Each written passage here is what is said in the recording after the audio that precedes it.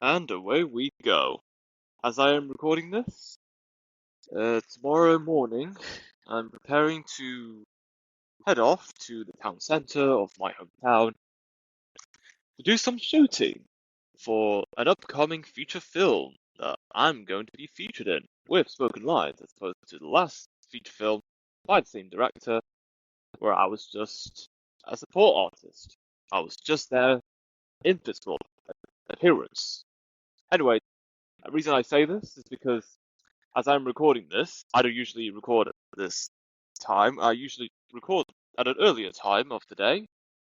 However, as I'm recording this, I'm trying to get things done and have everything in the backlogs for podcasts. So when the time comes, I don't have to be scampering about trying to record wherever I am and stressed out and whatnot.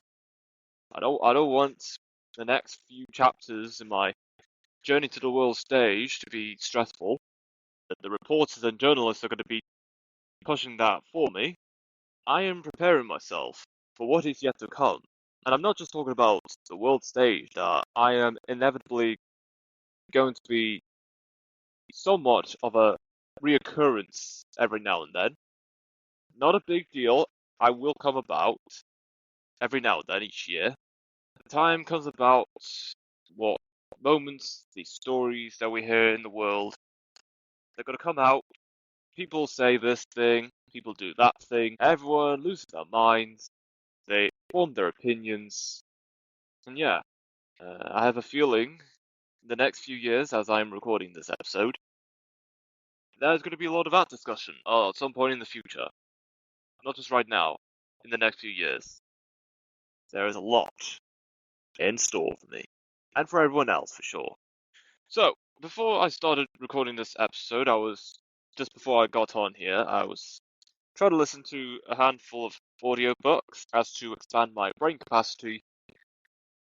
I was going to send a couple of social media videos that I just saw within my algorithmic pipeline that social media is trying to throw at my face. They want me to have something to say and try and engage with and whatnot. And it is working. But most of the time, I just I just focus on how many steps I do each day and just making sure that my resting heart rate does not go above 60. Now, for most people, their resting heart rate would be likely higher, if not close to 60. My resting heart rate is 52. It's not bad. It's not bad. A year or two ago, my resting heart rate was around in the 40s. I don't know why my resting heart rate had gone up a bit in the last few years. I think it I think it comes down to the fact that I'm not going into the trap every now and then. So I'm not going out as often because, well, I've officially graduated from the trap. I had a graduation ceremony a couple months ago, back in the summer of 2025, and now, from that moment, ever since then, I'm just preparing myself for the next few chapters for the world stage. Which I'll just make a couple of yearly, bi-yearly occurrences, have a say here and there, and of course do some projects with this film studio in my local area that's giving people in the local area an opportunity to be movie stars that people that aspire to be actors and actresses could ever dream of, and so much competition that exists. And I understand it's very hard and challenging to get a job. That is why it is important to be grateful for the opportunities you are being given. You never know if it's the best you could ever get in the next few years, or maybe ever. Who knows? We'll have to wait and see what happens from there, and so on and so forth. So anyway, that was videos on social media I was going to send to the lads to have a look. I didn't have enough time, audiobooks, listening to stuff, brain capacity, and just getting ready for tomorrow when I'm doing this film shooting for this feature film I'm going to be part of.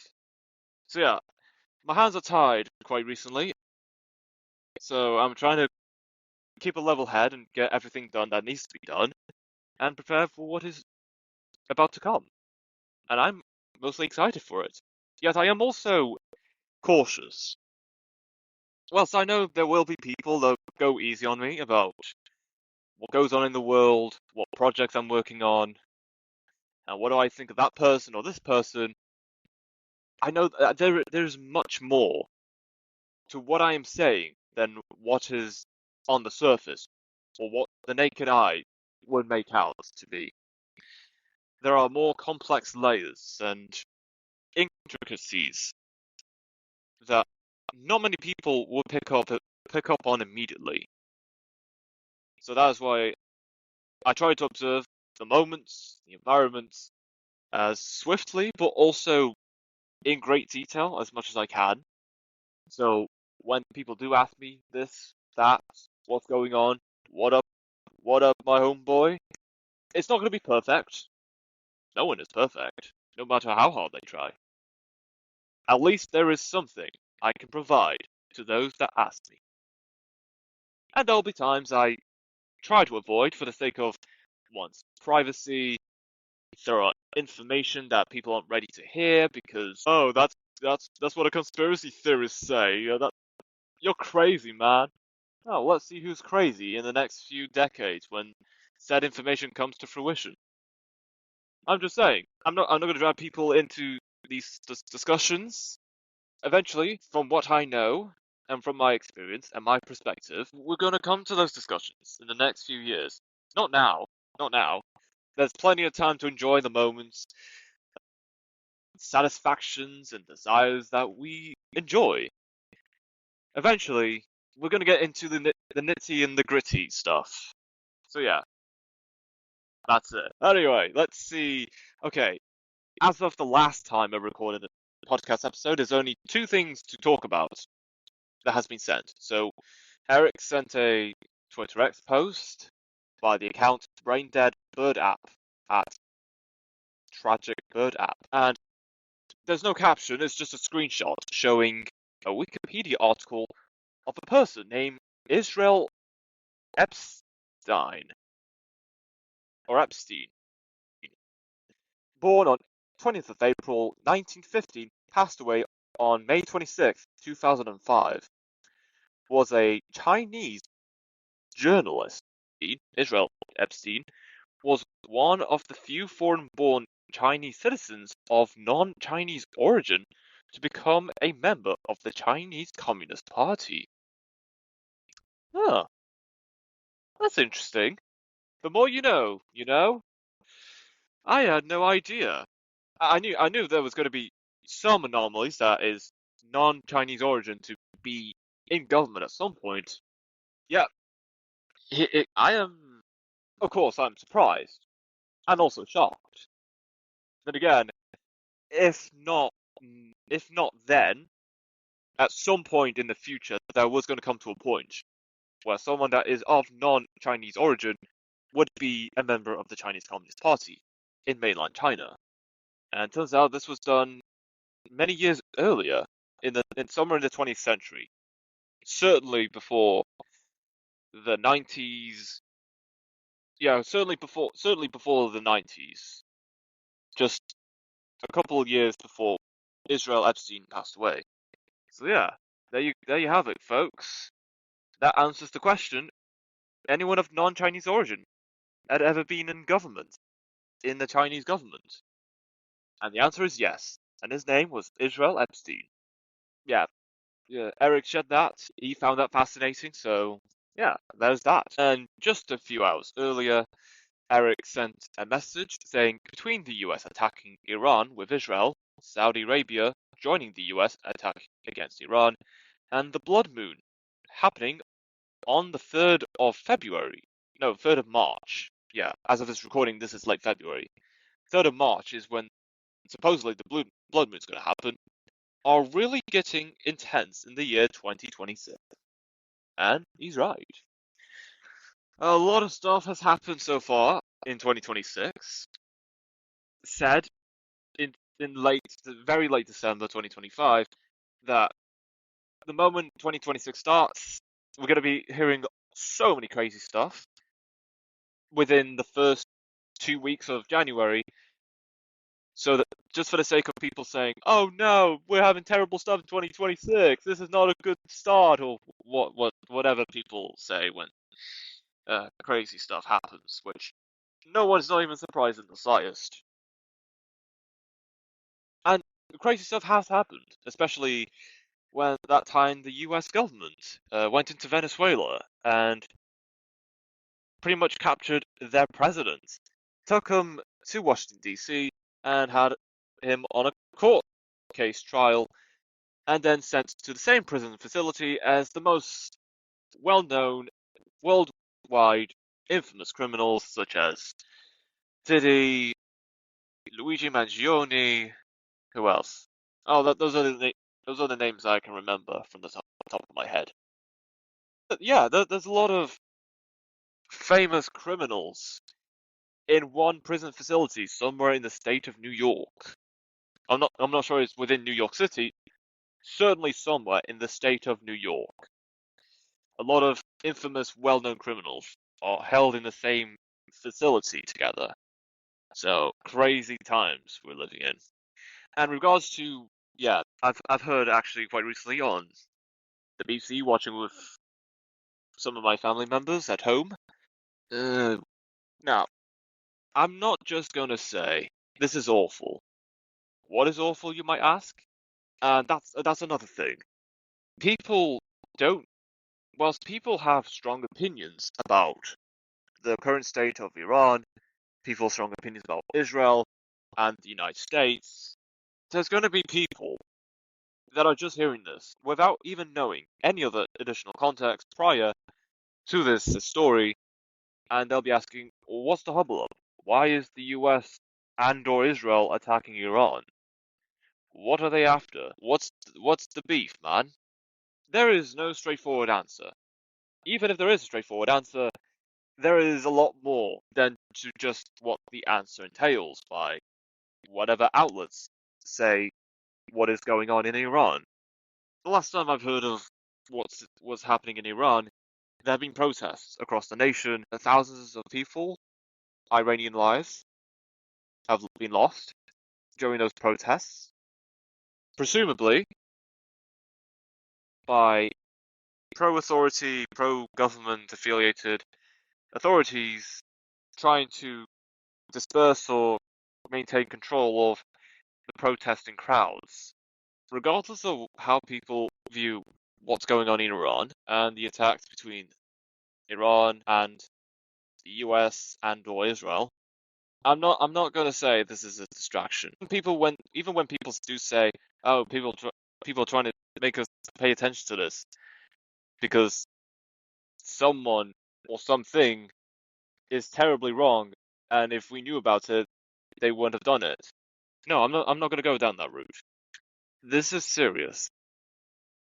And whilst I'm not Iranian, I don't know many people from Iran, well, other than that one lad I went to high school with, I haven't talked to in years.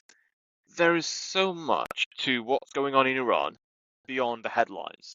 And whatever mainstream news and legacy outlets are saying what is going on, they're not lying on what's going on. There is more to what the reporters are saying. And there is certainly more in line with what the Iranian people experience in their lives within the country. I don't think there's anything else for me to add beyond what I've already said thus far. I will say to all the people in Iran, stay safe. Someday, I hope, whatever you're fighting for, it shall be delivered. I don't want to see any more violence from either side in this conflict. All that I ask is for whatever the Iranian people are asking for, or have been protesting for months, that pro-government authorities are trying to say, don't do this, don't say these things. I hope there is a solution, mostly in the favor of the Iranian people. I don't know what else to say. There are other people that could give more of an in-depth analysis or description of what's going on. What I'm saying to you now is from what I've seen thus far and my perspective on the situation. So again, I will say to anyone in Iran, the people of Iran, stay safe. And whatever you're fighting for, I know someday you will get what you are fighting for. You will discover freedom once more and you can continue to live life however way you want to live life. Even if a handful of people may disagree with what you decide to do and say, all I ask is to end the violence, end the conflicts, and allow the people of Iran to live life however they want to live life, without having to worry about authorities saying you can't do this, you can't do that, and so on. There shouldn't be such fear anywhere in the world, in whichever country you're living in or visiting. That is all I know, and all of this is all I will say. So yeah, that's everything that has been sent to the group chat so far. Since the last time I've recorded an episode, I actually did go into what Eric said about Kai Cenat being an alleged clone, and I said alleged. There is enough proof that says, yeah, Kai Cenat is a clone. In fact, every celebrity in the world is a clone. That there isn't, even if there is proof, how long will it take before people catch on to the idea or be on board with these theories? Oh, that's just me. And I think Eric would go into much more detail than I would have explained myself, or just did. So yeah, that's pretty much everything in the group chat shared thus far. As of the last time I recorded a podcast episode. So, without a further ado, let's get into the rest of the news. Viral phenomenon in Argentina has young people identifying themselves as animals. What? Are they serious? I'm sorry, I was caught off guard at the end. Identifying themselves as animals. People in young Argentinians identifying themselves as animals. What? I'm sorry. I can't take this seriously. Okay, I'm sharing this with the lads in the group chat. How is this real? Why is that real? I said a couple episodes ago. I said a couple episodes ago that there will come a point we can't tell what's real and what's satire anymore. What I just read might as well be passed off as something from a satire sketch. Okay, I'm chill now. I'm going to read the story, which I've just read the headline for. Okay, I have to be calm. On a recent Sunday, a Buenos Aires plaza transformed into a makeshift wilderness as teenage participants, known as Syrians, wore lifelike masks, ran on all fours, and climbed trees during public gatherings. Influencers and media outlets amplified the movement online and offline as the TikTok hashtag Syrian surpassed 2 million posts, with Ahawara coordinating meetups and building followings. Participants range from playful performers to self-described identifiers, with Ahawara coordinating meetups, counting her age in dog years, while 16-year-old Aru wears a seal mask and some move on all fours.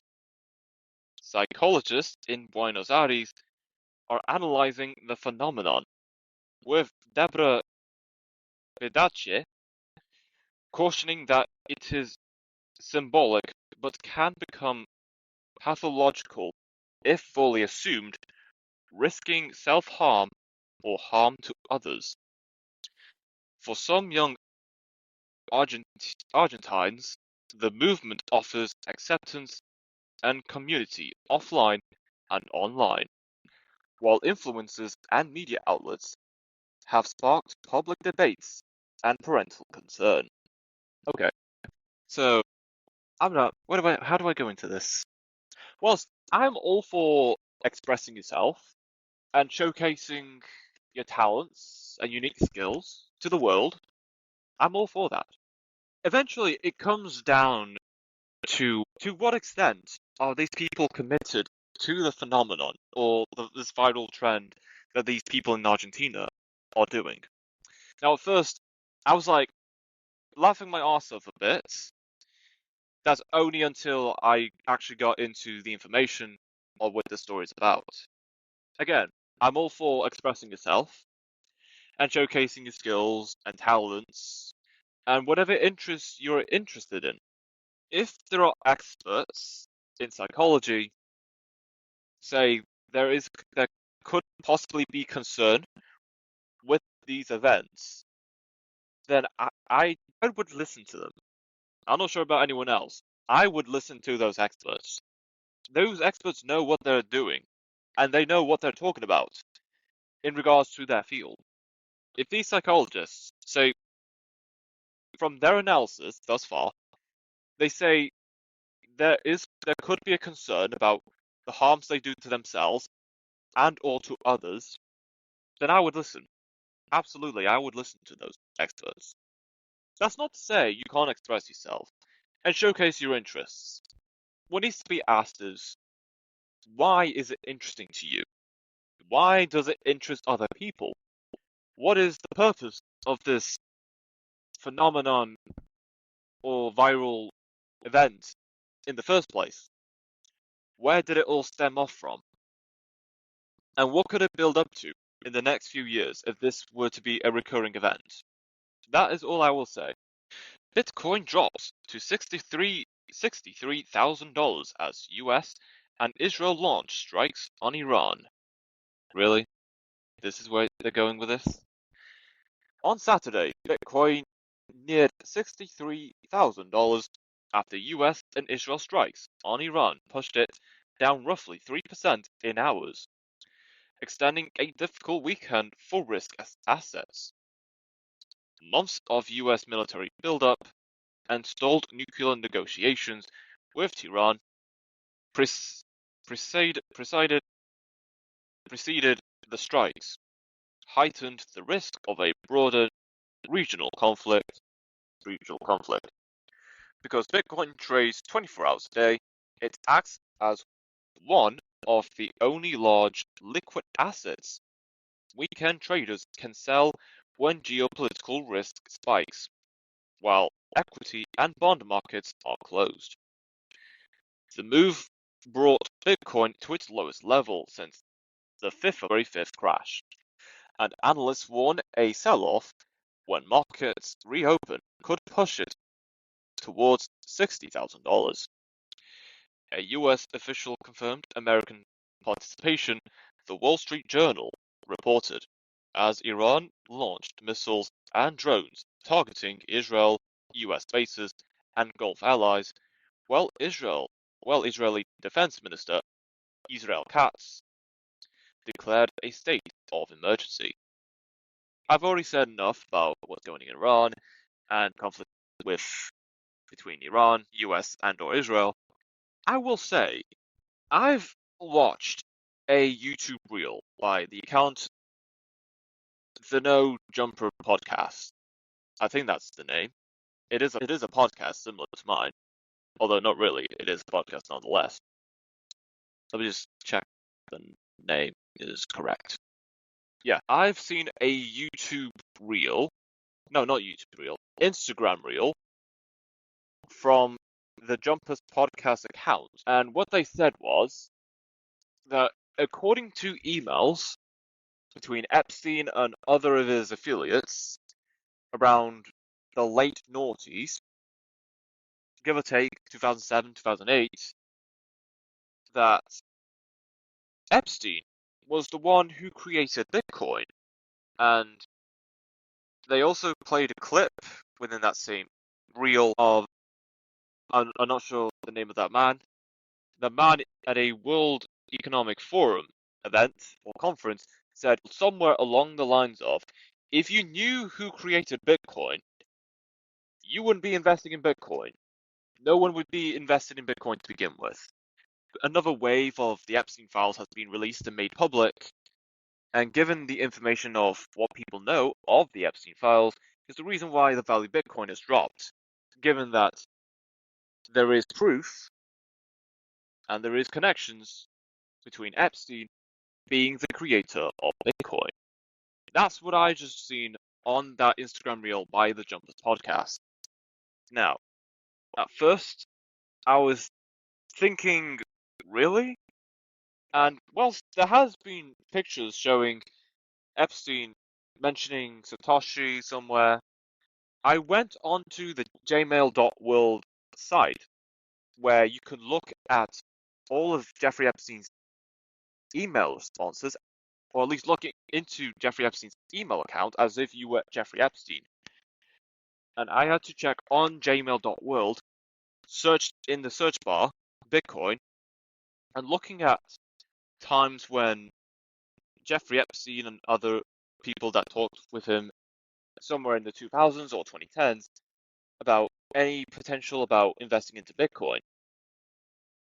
The earliest email responses on Jeffrey Epstein's email accounts discussing anything Bitcoin related was as early as early June of 2011. They were talking to Epstein about, what do you think of Bitcoin? Do you think it's a long-term investment? And there were other discussions between Epstein and other affiliates about trying to get in touch with people that are running Bitcoin. That's the research I've done, looking at when Bitcoin was discussed and how Bitcoin has any connections to Epstein. Whilst Bitcoin has been mentioned, from my research and my perspective, somewhere in the files or in email responses in Jeffrey Epstein's email address and other responders, and a few weeks forward into June and into July 2011, other men that talked with Epstein at some point talking about trying to get in touch with the men that supposedly were running Bitcoin at the time, or at least someone with close connections to the founders of Bitcoin. With knowing that information and that research that I just done, I'm not sure about what the lads hosting the Jumpers podcast were talking about regarding Bitcoin having been the creation of Epstein, or Epstein being the sole mastermind behind the creation of Bitcoin. And another thing I've looked into regarding Bitcoin is how the valuation, not just the valuation of Bitcoin, but the mining process of Bitcoin works. The amount of Bitcoin that is mined using servers gets halved every 4 years. Now, it does not drastically affect the valuation of Bitcoin to go higher up. It just means that with limited supply that's being produced and given to people that are trying to mine Bitcoin, the value of Bitcoin increases as demand continues to increase. And one last thing, looking into Bitcoin, looking at the valuation of Bitcoin throughout history, well, if you look at the valuation of Bitcoin in the past day, past week, month, or year, you see, yeah, it can be all over the place, depending on the time you're looking at the valuation of Bitcoin. From my perspective, I see there is a particular pattern, a curved upward graph showing the baseline of how low Bitcoin's value could physically be possibly be at that moment in time. It's not going to continue dropping below $60,000 or $50,000. The valuation of Bitcoin will pick up again.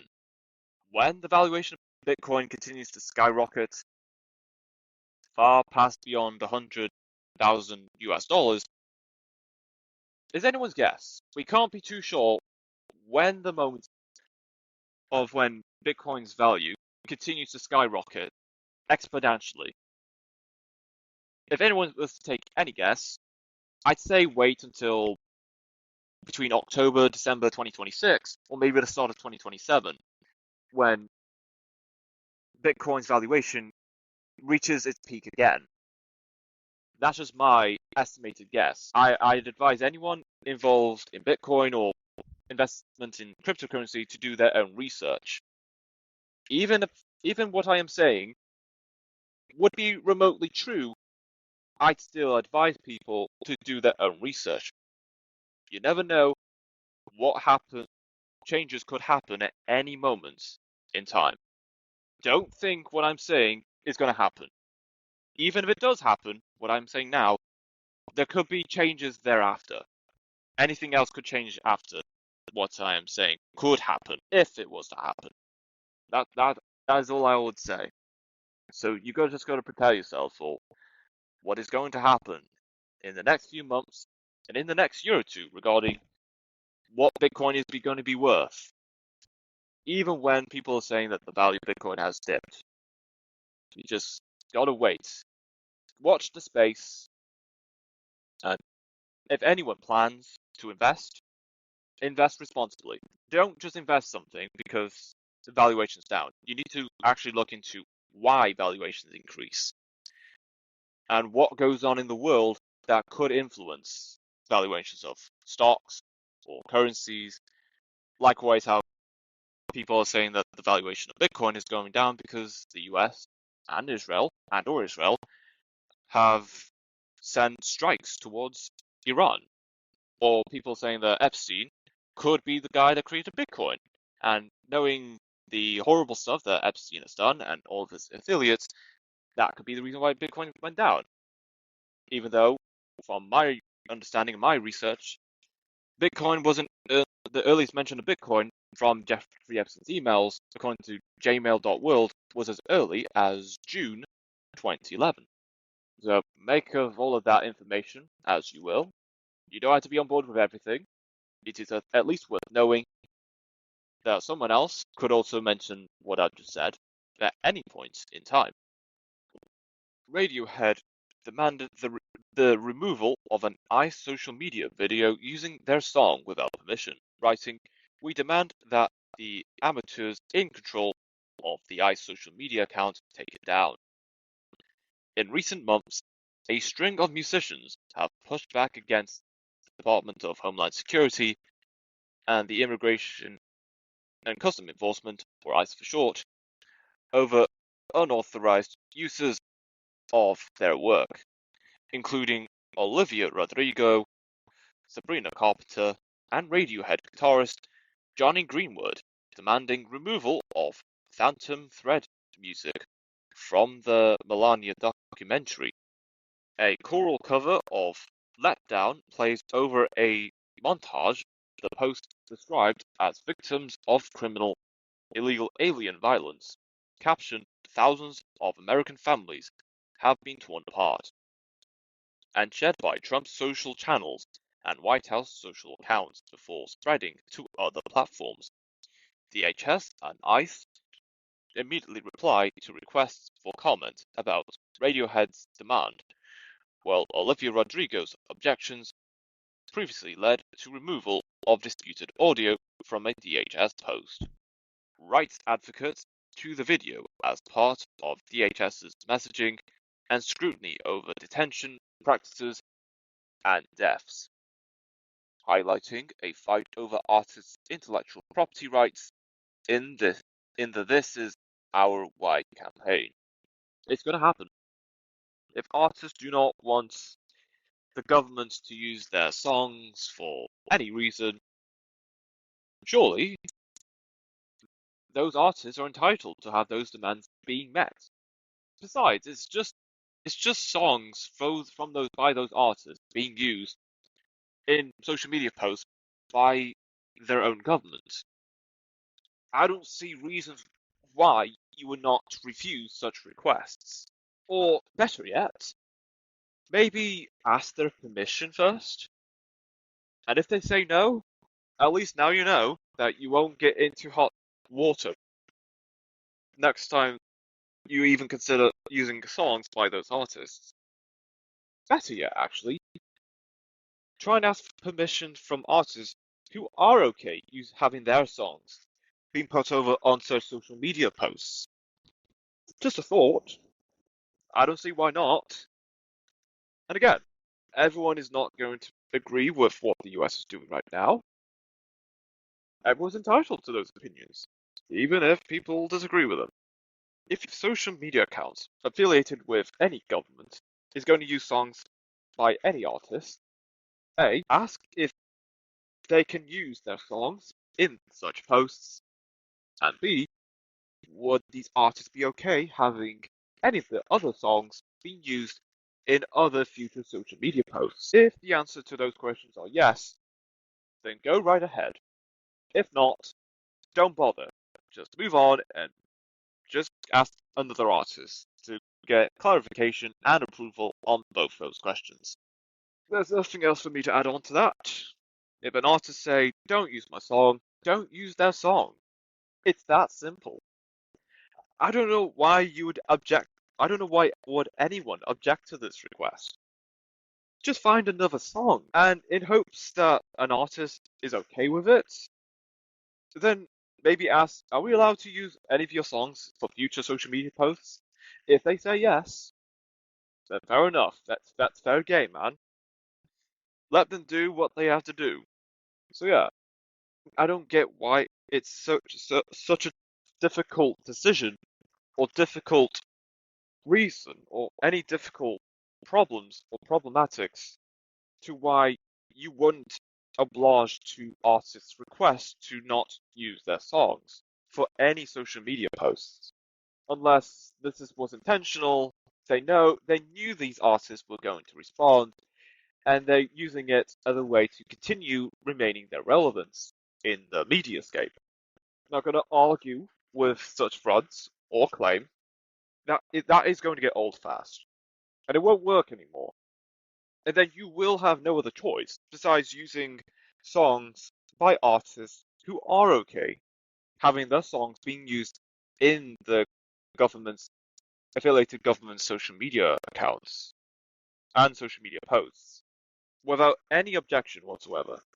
Even if this was intentional, they knew these artists were going to react and respond and demand that their songs are not to be used in such social media posts.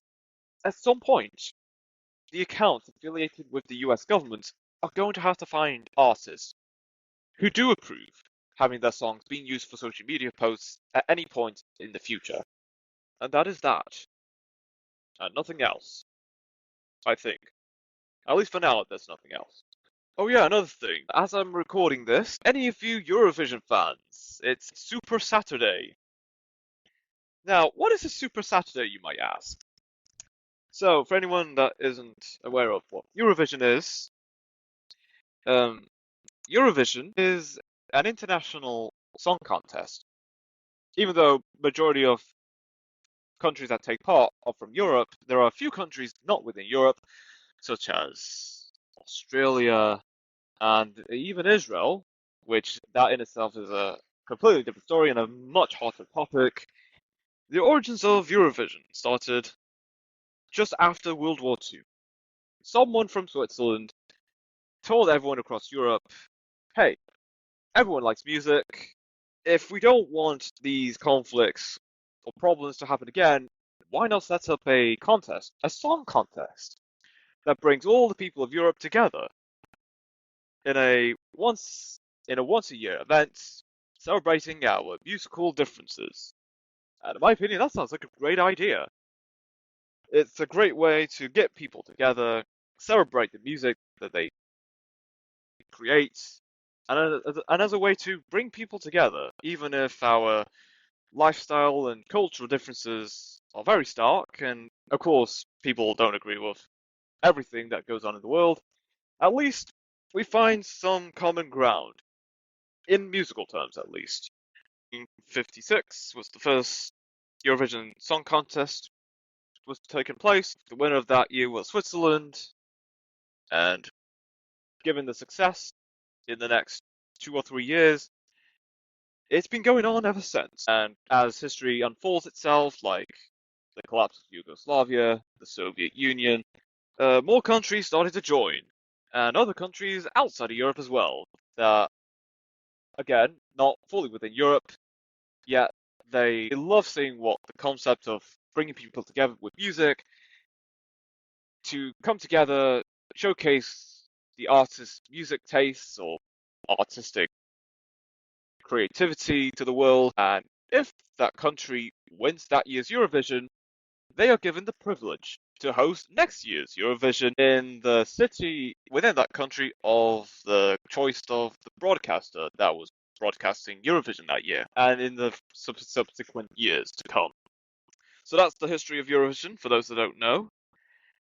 As I'm recording this, it is Super Saturday, which is a Saturday, as the name mentions, somewhere within either between late February to early March, where multiple national selections by the current Eurovision participant broadcasters organise a public national selection for people within that country and other places around, other people wherever they are in Europe or around the world, to watch the songs that could represent that broadcaster's country for that year's Eurovision Song Contest. And depending on what the broadcaster decides on how the national selection goes, how points are allocated, whether it be from the public, a jury panel, or a third factor that is completely unique to the country in question, the points are allocated to the entries, and not all selections have one show, that they have multiple stages for that said selection of that country. Some may have two semi-finals where the top artists advance to the final. Some selections have multiple group stages or heats, some countries might call it.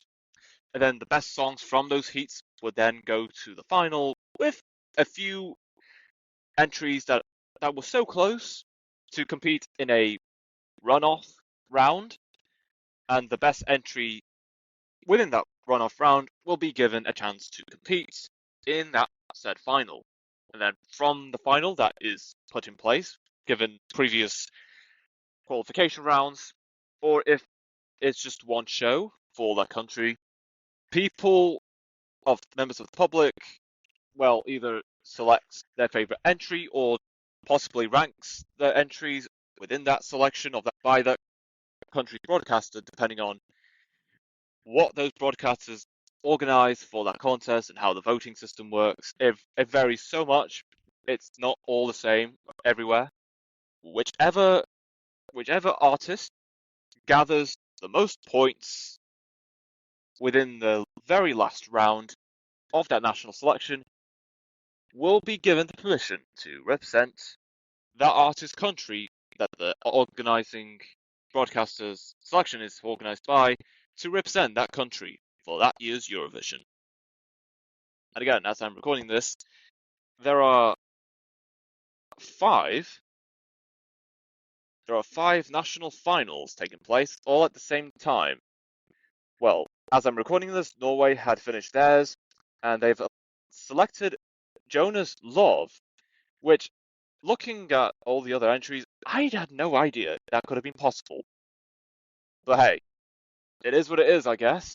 So that's what the people voted for, that's what the people get. Finland, Germany, Italy, and Serbia are having their grand finals still going on as I'm recording this. There are other countries whose finals are not until the next few days or the next week. Sweden has their final heat and final qualification round just finished.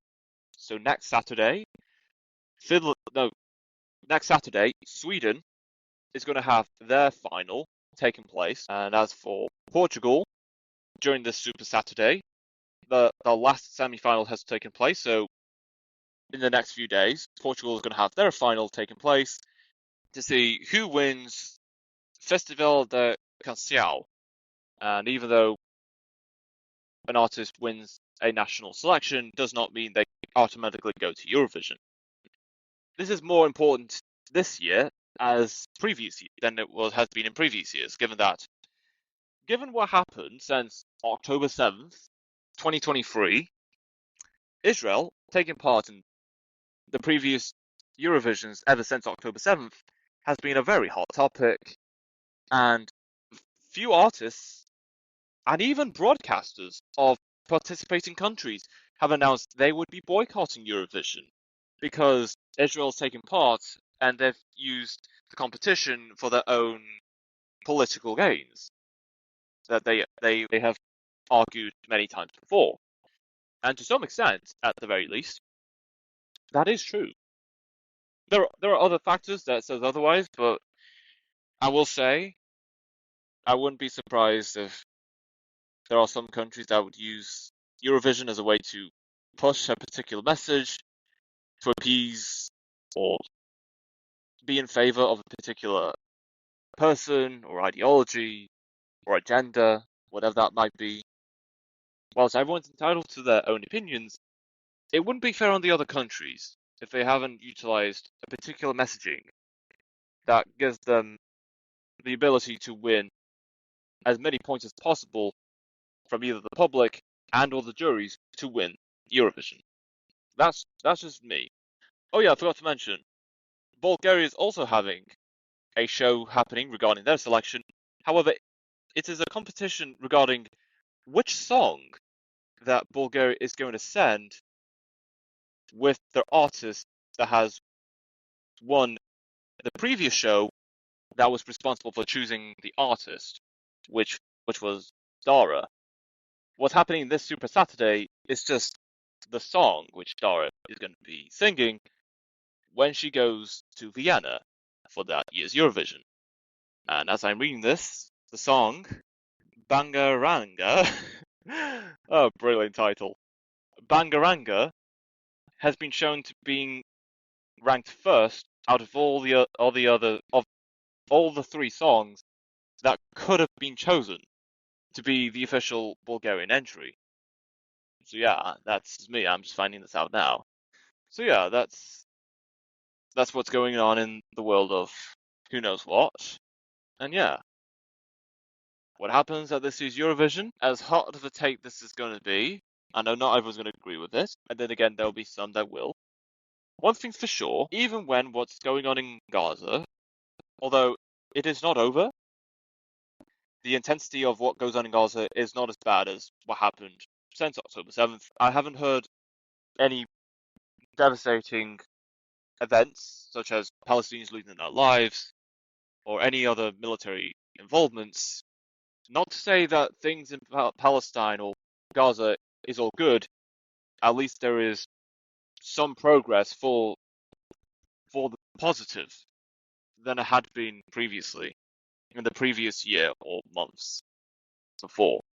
Even when there is some positive progress regarding Gaza, whilst Israel is still competing in Eurovision for this year or in subsequent years to come, there are going to be a lot of artists and even a handful of broadcasters like Spain, Iceland, Slovenia, the Netherlands, and there was another country. Which was it? Ireland. Iceland, Netherlands, Spain. So Iceland, Ireland, Netherlands, Slovenia, and Spain.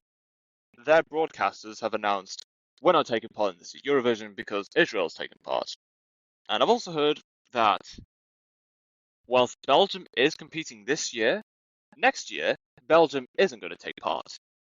And the reason why that is because Belgium has two broadcasters. This year's Eurovision, Belgium is taking part, with the selection process being led by the French-speaking Belgian broadcaster. When next year comes about in 2027, it would be the Dutch-speaking Belgian broadcaster's turn to then be the one that's organising Belgium's participation. The Dutch-speaking Belgian broadcaster has said they're not going to be taking part or representing Belgium in Eurovision if Israel is still taking part. And whilst that means one extra country is out for next year's Eurovision, North Macedonia has said they are wanting to come back for 2027. There have been other years previously they said North Macedonia did want to come back despite financial constraints and limitations and budgeting management within the North Macedonian broadcaster. It's been taking a lot longer because the financial problems in question has been a lot bigger than other previous broadcasters, seen with Bulgaria, Moldova, Romania, and Montenegro, who said they hadn't taken part in Eurovision in previous years because of financial issues. They have now since handled and fixed those financial issues that they had before, hence they can continue competing in Eurovision for years to come, with the selections they have now put in place to combat the financial issues in question. So, what happens with Eurovision? It will continue, with the core message of bringing people together, showcasing musical prowess and the culture within the music that said countries showcase within their borders. And whilst there will be people boycotting Eurovision, whether it be multiple artists and even broadcasters, as is shown for this year, so long as all the other automatic qualifiers, France, Italy, Germany, and UK, don't boycott like Spain has done,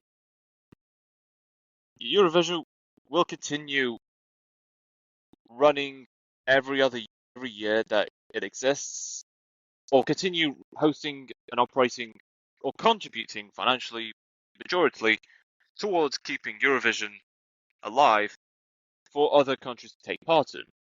If all the automatic qualifiers all boycott Eurovision, Eurovision Song Contest as a whole are going to be in quite a pickle.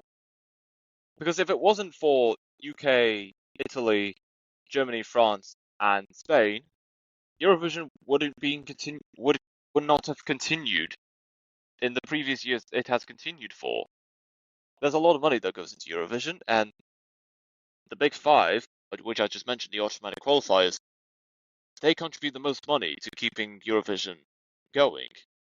Spain backing out, boycotting as the biggest financial contributor, whilst that's going to be more of a challenge for Eurovision in many years to come. If Spain does continue to boycott, so long as all the other automatic qualifiers continue competing, Eurovision will continue, even if there is strong opposition with Israel taking part, given what happened since October 7th and what has been going on in Gaza. Even when progress within Gaza is improving and will continue to improve, yeah, I think the damage is already done on Israel's part. I'm not sure what else to say beyond that point. I said more than enough about Eurovision, the controversies, and other aspects. So yeah, it's quite a mouthful, what I've just said. There's so much that goes into this event. What happens in the next few years is anyone's guess. Maybe there will be a vote to say that Israel is not allowed to use their flag in their representation. Or maybe Israel is to be excluded completely. We can't be too sure until this year's Eurovision in Vienna has already finished. Only time will tell what happens next. And that is it for this episode.